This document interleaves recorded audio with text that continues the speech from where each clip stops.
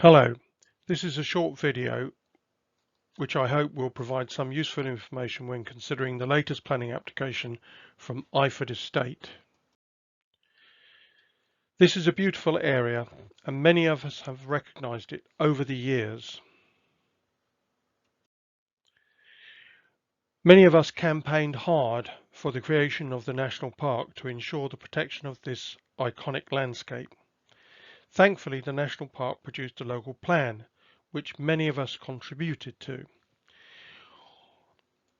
This appeal to you as members of the national park is about upholding the purposes of the national park as enshrined in law and as reflected in the policies of the park. I'm sure you're aware the local plan approved last year is a landscape-led document. The principle of the landscape-led approach was reflected in the new version of the partnership management plan approved last year. Clearly, landscape is important to the government as well. Landscape is embedded for the protection of landscapes, which is enshrined in Natural England's policy guidance and in the Glover Review published last year. So what are we talking about here? It's a major development proposed and the officers of the National Park are recommending permission to be granted.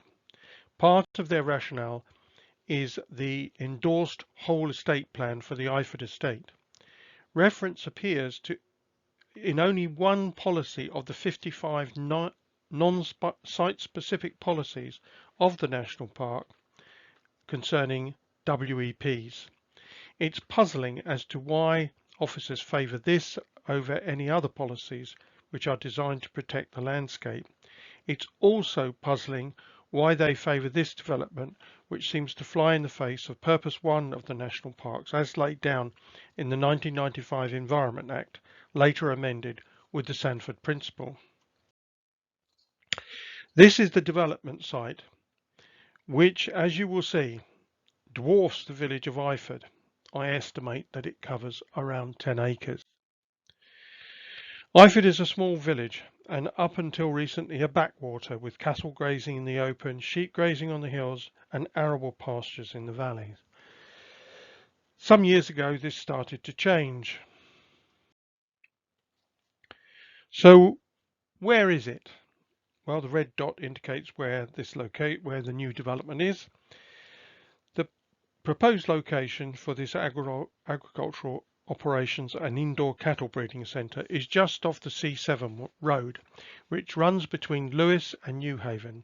This road is increasingly being used by cyclists, especially as the government is encouraging cycling from a health point of view.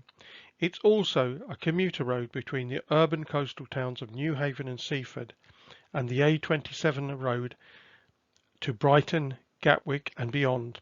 Some years ago, the local MP managed to get the County Council to impose a 7.5 tonne weight restriction on the road because of the narrowness of the road and its blind bends and blind corners. The situation exists all along the road. At the Lewes end, there is a very tight chicane near the Swan Public House. Pavements are narrow or non-existent, and the corner at the Swan Pub is a popular crossing area for children and mothers with prams going to the various schools in Lewes. As you will see from this diagram, there is a road through Kingston Village, which now benefits from a 6'6" width restriction, which the then local MP got the County Council to impose. Sadly, policing of these restrictions is almost non-existent now due to police and PCSO numbers being cut. The villages of Kingston and Rodmell have managed to get the County Council to implement traffic calming measures. They only achieved this by paying 50% of the cost. Rodmell now has a 30 mph speed limit and Kingston has traffic calming chicanes. However, the C7 itself remains with a 50 mph speed limit along much of its route. And as you will see from the highways report, this speed is often exceeded. The County Council are refusing to reduce the speed limit.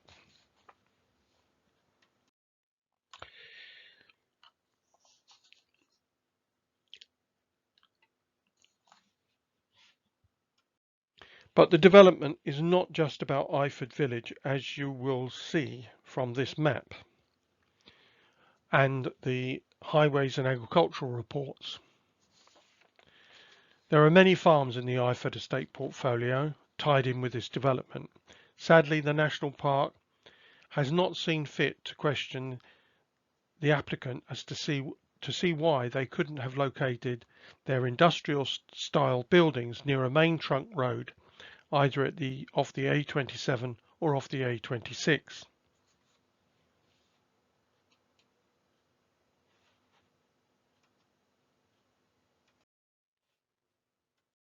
This slide shows an update on the businesses operating in the Iford estate in the Ouse Valley. As you will see, they are many and varied.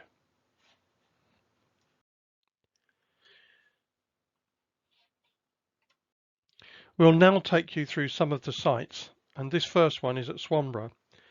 As you will see, there are many buildings which are partly empty. Here is an aerial view of Swanborough which shows the size of the buildings and also the proximity to Swanborough Manor, a Grade 1 listed building. Sadly, the listing of this building has done nothing to preserve its setting,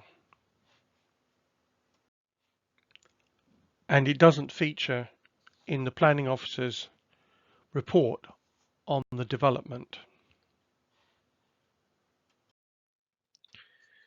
Here's Swanborough Manor, which dates back to the 11th century. Originally, it was the grange to the Cluniac Priory in Lewes. This building was used as a scriptorium. The earliest known record of the building was about 1087.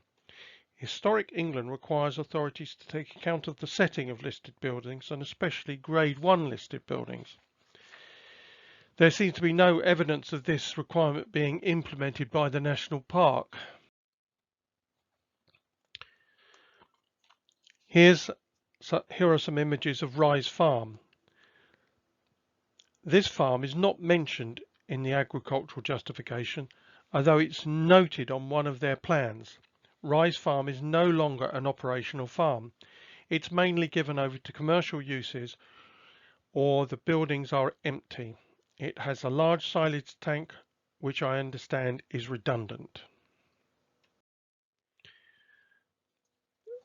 The plan here shows the buildings to be made redundant on the northern side of Iford Village, if this application goes ahead. Some of the farm buildings are not numbered here, but have been converted to commercial and office use. It's concerning that the planning officers take little account of the village conservation area appraisal. Iford Village has many listed buildings. On the southern side of the village, we come to the development site. If this development goes ahead, many of the existing buildings will become redundant. Some have already been converted to commercial uses with or without planning permission. Some of the barns are empty.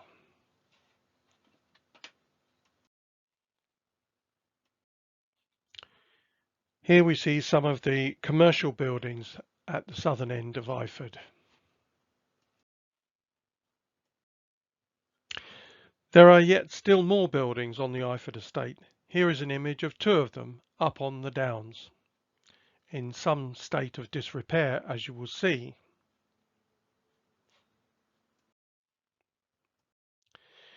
There are lots of buildings which do not come within the planning officer's recommendation. The blue line for the development area of this site should have been shown to include all of these. It appears that many of these buildings are underutilized. Some have already been converted to commercial and industrial use. Some are in a poor state of repair. It's clear that some could easily be removed. Leaving the existing buildings in situ will just exacerbate an existing problem of unauthorized use, leading to enforcement issues. Sadly, the estate do not have a good reputation at following planning guidelines or consulting with the public. Also, sadly, the National Park officers have not seen fit to require an audit of the existing buildings, and or to negotiate with the owners about the use of these buildings, or indeed about their removal. Using existing buildings, one could reduce the footprint of the proposed new building to much below the 4,500 square metres proposed. Now turning to the development site itself. Here is a photograph of the buildings which were given planning permission by the National Park in 2012. The amount of the buildings in the landscape will be trebled if this planning permission goes ahead and will considerably add to the view which you see here. Here is a photo taken from the downs above Kingston and Iford, looking at these existing buildings built in about 2013 after permission was given. Here is a photograph of those same buildings taken from the other side of the river on Iford Hill. You can see the river right at the bottom in this image and the buildings just beyond the fields in the middle ground. There are many issues associated with this development. Firstly, we are hampered by an inadequate highways report which provides no information about future traffic movements. There are many glaring omissions, including the fact that the report seems to indicate there are no exports or imports to the farm. One wonders how they will send their grain and cattle to market if there are no traffic movements. The agricultural justification doesn't justify anything apart from proposing that the new development should be allowed for residential and commercial development. It doesn't justify why the buildings are needed in agricultural terms. Breeding cattle inside a building is just one of the methods of developing beef herds. One wonders if this will be out of date in a few years' time as beef consumption reduces. Also, one wonders why such weight is being given to the WEP policy. It's only referred to in part of one policy amongst the 55 non-site specific policies of the National Park. The importance of the landscape seems to have been overlooked. Purpose 1 and the Sanford principle should be preeminent.